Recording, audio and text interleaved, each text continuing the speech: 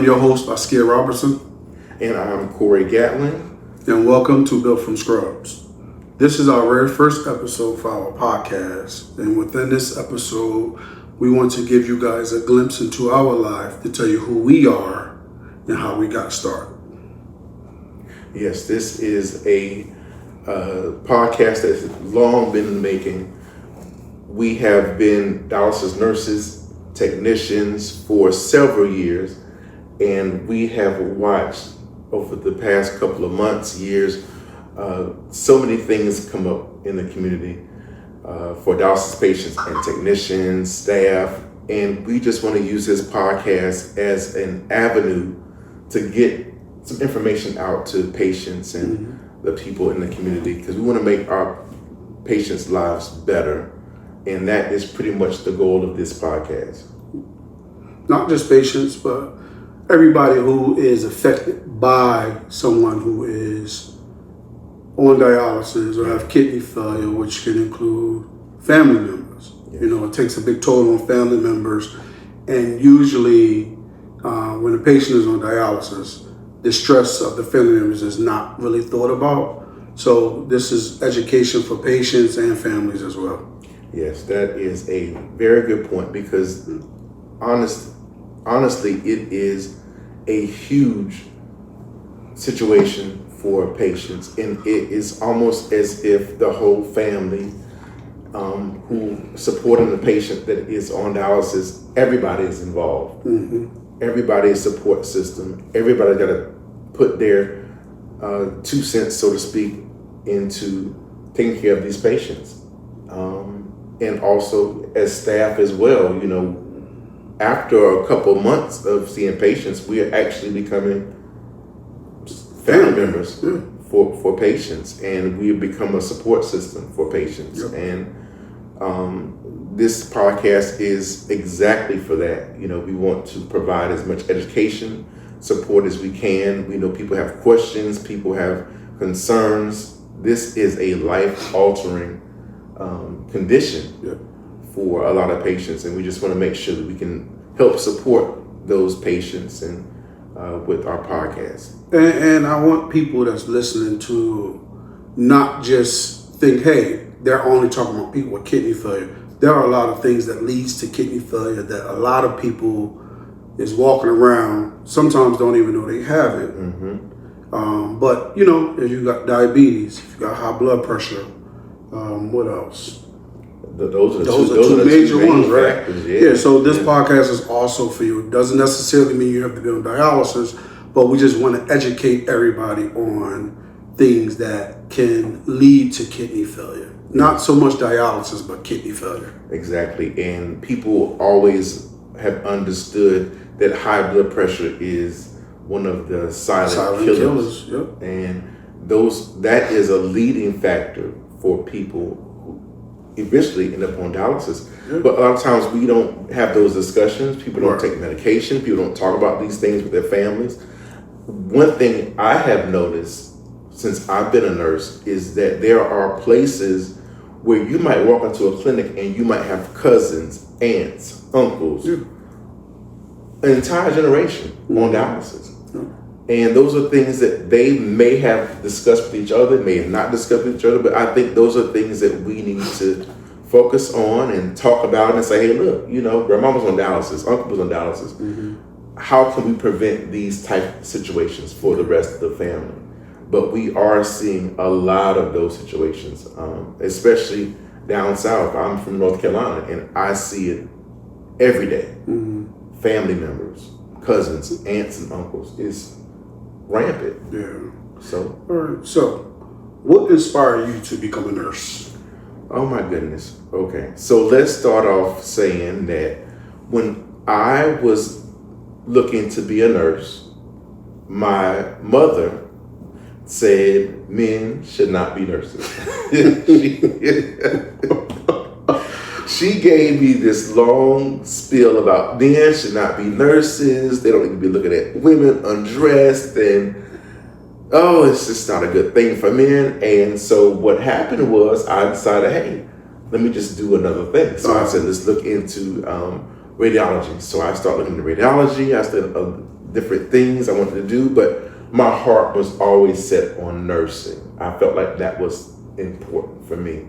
So it took me a while to say, hey, look, this is what I want to do. One day I applied for nursing school and I just said, hey, Mom, I'm going to be a nurse. And she was like, oh, no. His mama was a saved woman. Yes, she was saved. She lived by the Bible. And she did not believe in men looking at women uncovered. That was her main thing. So wait, to get off the topic, did she have a male or female doctor when she went to the doctor? I'm not sure what was going on with her. But my thing is, that's what the first thing that came to her mind was, men should not be looking at women when they're uncovered. Unless they married to each other. Yes. So I was thinking to myself, well, I don't care. I'm just taking care of you. You know, it's not an awkward situation. Right. When I was first started as a CNA, of course, I had lots of female patients that would just welcome me to take care of them. Right. And I didn't see such a big issue that I thought it was. It wasn't a welcoming, like sexual advancement welcome. It was a welcoming, hey, you're just here to take care of me. Right. Help me. I need help. I'm sick. I'm tired. I got issues. I don't care what you do. Hurry up and do it. You know, so my mother was big on that. And so that was one of the hurdles that I had to go through, was like trying to figure out, what do I need to do for myself? Okay. And once I figured that out and said, hey, look, this is what I want to do, my mother was on board. Okay. She was on board. She was happy with what my decision was, and I went with it. Okay. So yeah, that was my decision to be a nurse. I felt like I always wanted to help people. I wanted to do things that could build somebody's life, make them better, especially for our community. I felt that was the best thing for us, for me, as an individual. So yes. How about yourself? What did you thought about being a nurse? So growing up, I wanted to be a lawyer, a police officer, or a doctor. Mm-hmm. Never thought about being a nurse. Right. You know, had a kid at a young age. Life hits you. Mm-hmm. Doctor was out of the question. I'm like, I ain't got time for all that. School. Long story short, I wound up landing a job as a dialysis technician. So this is a quick question. Did you know what you were going for at this particular time in your life? No. Yeah. So became a dialysis technician, and I worked as a dialysis technician for about 20 years. When I was a technician, everywhere I went, I was the one precepting everybody, which is training nurses, new nurses I'm training, new technicians I'm training. And it became a thing where I became jealous of nurses, right? Envious of nurses, because I'm like, I know their job better than them, but I'm limited to do right, because I'm only a technician. So I minimized myself to being only a technician, although I was the resource person at mostly every facility I worked at. Mm-hmm. So in order for me to say, hey, I can do that job better than them, let me go and join them. Right. So, I decided to go to nursing school. And a lot of times I would often say to myself, there are technicians out there who do better jobs as nurses. I hate to say it, but they know the job. They know what they're supposed to do. They know what happens. They know So for me, I was a technician first as well. So, I had learned through the ranks what to do and how to do it, when to do it. So I totally get that. That makes a lot of sense. When I say super jealous of nurses, a lot of technicians would not admit that. Right. Mm-hmm. But there's a lot of technicians that are jealous and envious of nurses because they want to be the nurse. But a lot of times I don't think technicians know where to really start. Right? Mm-hmm. For a long time as a technician, I was content with the money that I was making as a technician, which made me not want to go to nursing school. Mm-hmm. And then also there was a fear of going to school because, hey, I was older. Yeah. And it's like, I'm going to school now. I'm back as an adult in my 30s, almost 40s. And here I am sitting in a college class with kids that just graduated out of high school. Right, yeah. But, eventually I got over that and decided to go to nursing school. And I think that was one of the best decisions that I made in my life. Yes, I would agree. I came upon dialysis. I was answering an ad in the daily paper, and it said, "Hey, come work at this healthcare facility and all these great things." And I thought, okay, this is a great ad. Let me go respond to it. I responded to the ad. I got a phone call. I went to the interview, not knowing what I was going for. Went to the interview. I went to the classes. I went through everything. I just went through everything, and really not even understanding what I was going for. I just showed up. And after the orientation period, I walked on the floor and I realized, oh my God, this is dialysis. Had no idea what I was getting into. It was just a shock. And it was wild. It was crazy. It was chaotic. It was so many different things for me walking into that space. I had no idea what I was getting into. And I think a lot of times people get into dialysis, they really don't know what it is.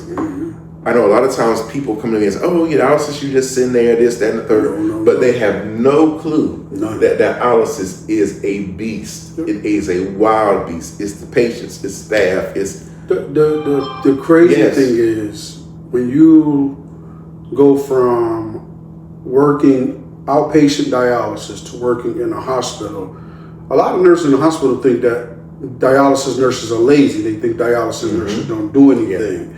But I think what people don't fail to realize is that, hey, you can be literally sitting there having a conversation with a dialysis patient, and right in your face, they will go into a code. Yeah. They will go completely out, and you have no. It's just out. And once that code happened, the responsibility to save that patient is on you as the nurse. Yes. You have to run that code. Exactly. You ain't got no doctors in there. You're on your own. You're on your own. You ain't got no rapid response team. It's you and your technicians. That's it. And a lot of times, especially outpatient, you are your resource. That's it. You're your resource. And it is a very difficult job. Yep. There's no one there to tell you no, yes. You don't have monitors. Nobody's on telemetry. Nope. You don't know what people's O2 sat. You don't know what their rhythm is. You're just doing it on your own. And that's one of the things when I walked into dialysis, I did not know, hey, you're on your own. You got to do this thing by yourself and trust your instincts and your nursing judgment. And that's very important for dialysis. But that's one of the things I wasn't ready for. I was not ready for that. It was just a total different beast for me. Okay. So, describe yourself in 3 words for the audience. oh my goodness. Ooh. I would say I believe in trusting my instinct. I don't know if there's a word for that, but I believe in trusting your gut instinct. So trusting intuitive. self. I would say intuitive. Okay. If you feel like something is off or something is not right or something is not exactly as you think, you trust that instinct. Being intuitive is one of the best things you could do as a dialysis nurse. When I first became a nurse, I had a manager, and I talked to her. I said, Shauna, hey Shauna, I don't know what I'm supposed to do. And she said to me, whatever your first instinct is, trust it. If you feel like something is wrong or something is off, trust that instinct. Go with it. You're never going to be wrong trusting your instinct. So I think intuitive is one of the things that I would like to say that I can describe myself as being. Proactive is another thing. A lot of times in dialysis, you have to keep going. You have to kind of foresee what's going to happen, what might not happen, but you have to think ahead. Be prepared for the next step. What's going to happen? Who's there? Who's available to you? Who's my strongest person that I can put this person with, this patient with? So being intuitive and learning, hey, this is what I need to do, thinking ahead of time.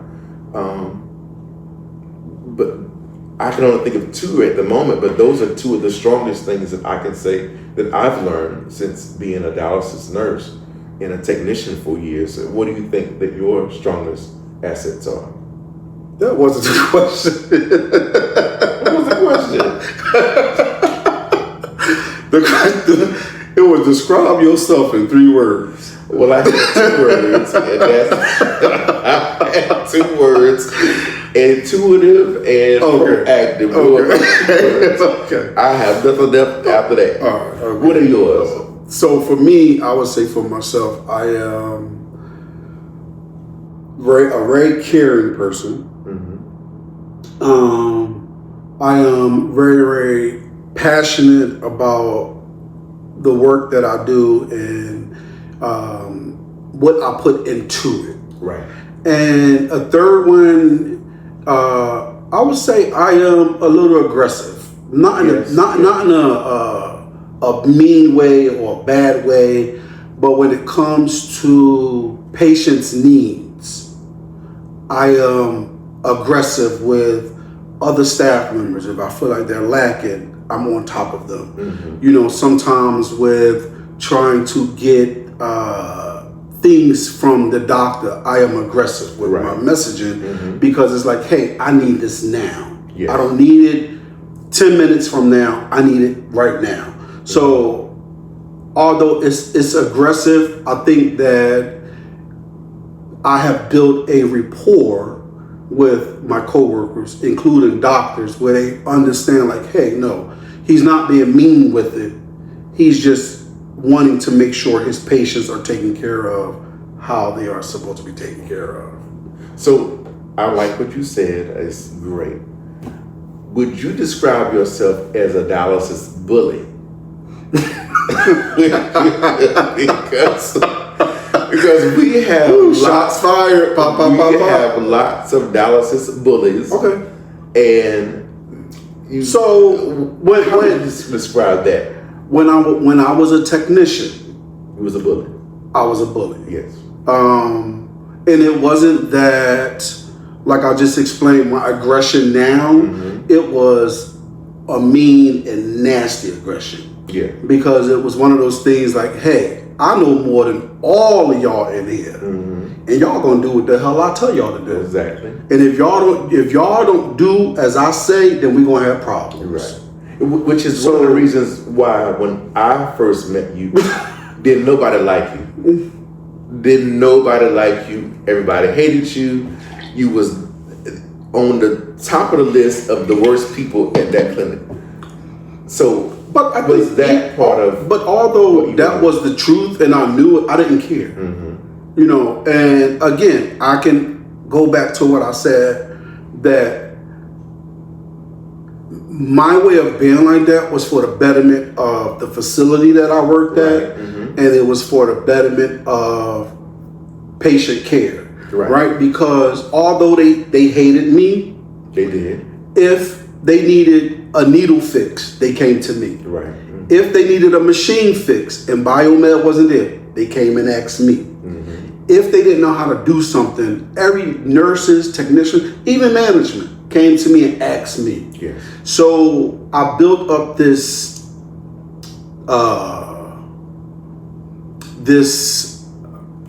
facade. Right. Yeah. And then, you know, I would use my, as you would say, my bravado. Yes. I hate and it almost intimidated people. But at that time I didn't care. But I feel like once I became a nurse and looked back on that, before I started traveling, I did go back and apologize to people, especially the nurses. Yeah.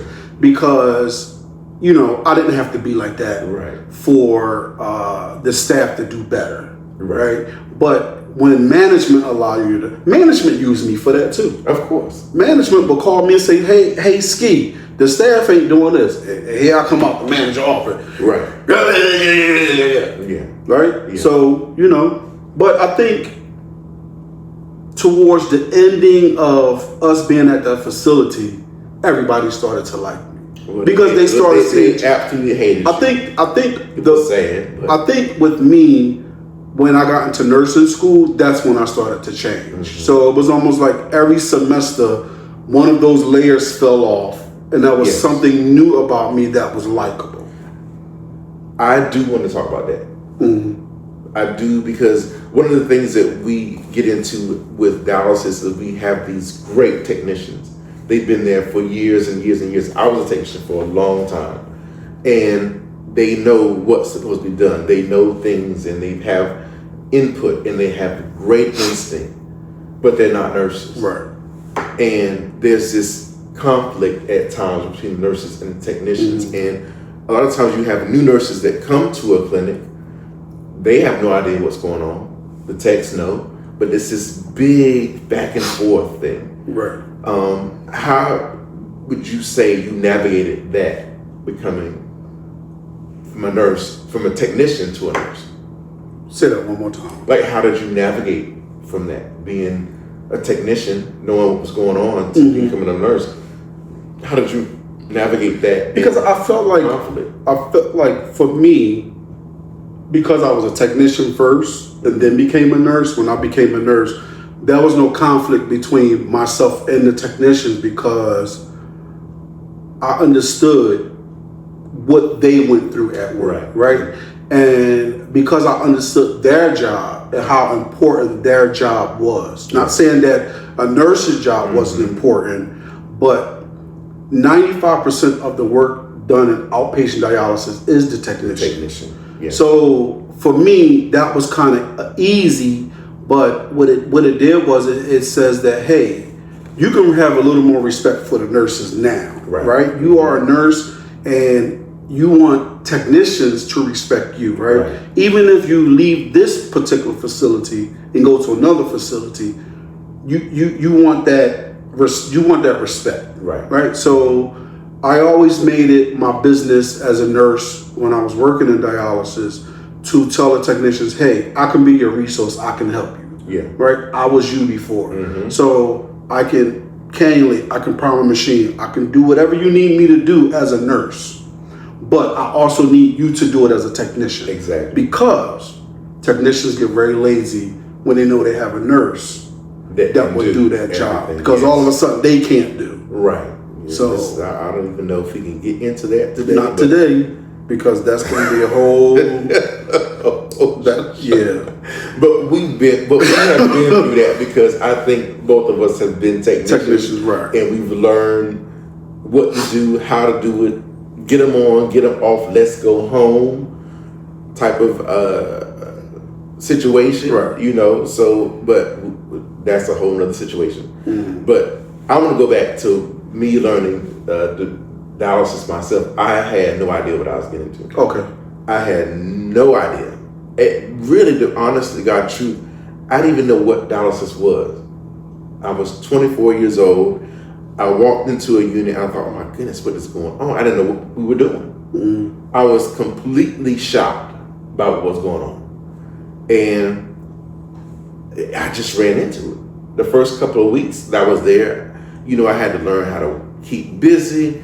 We were constantly putting on patients, taking them off. I was working for a particular company, and we were doing what they called the wave back then, and you were constantly working. My back was hurting. I was like, there's no way I can do this. I cannot do this. It's horrible.